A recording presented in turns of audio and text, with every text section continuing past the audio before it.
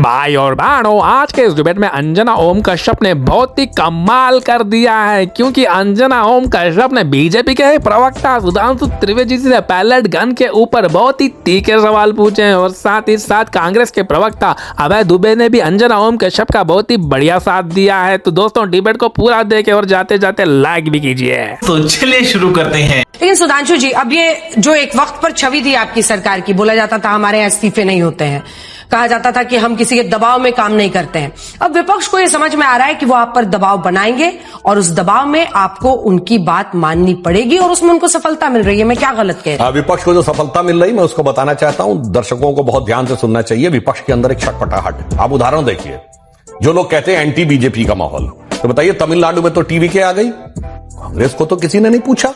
आइए, दिल्ली में कॉकरोच जनता पार्टी और बिहार में प्रशांत किशोर।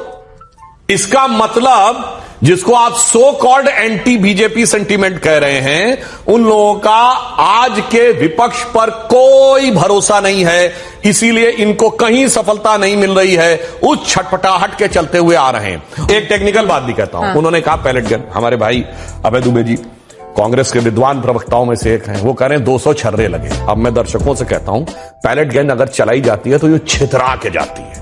जब छितरा के जाती है तो किसी एक व्यक्ति को नहीं लगती है, वो दर्जनों लोगों को लगेगी। अगर 2-4 फायर भी होंगे तो कम से कम 25, 30, 40 लोगों को लगेगी।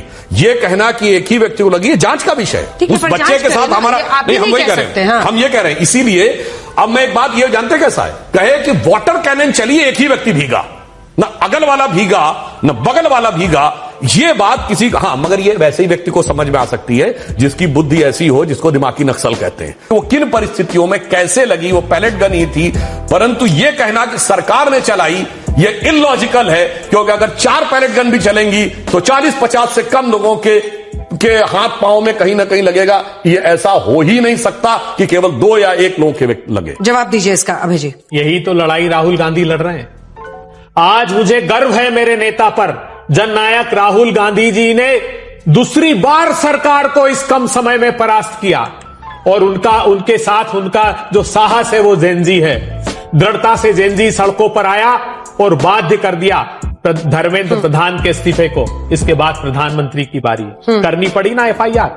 अरे यही तो राहुल गांधी कह रहे थे जो आप बात कह रहे हैं, कि अगर आप कह रहे हैं किसी ने नहीं चलाई, तो सफदरजंग हॉस्पिटल की जो MLC है उसमें उन्होंने स्पष्ट रूप से कहा है कि कितनी पैलेट गन्स लगी। देश के लोगों, देखो नेता प्रतिपक्ष का साहस। केंद्रीय गृह मंत्रालय के दबाव में आदेश के बाद भी दिल्ली की पुलिस को झुकना पड़ा और FIR करनी पड़ी। नहीं चाहती थी भारतीय जनता पार्टी की सरकार और गृह मंत्री की FIR दर्ज हो। मजा नहीं आ रहा है।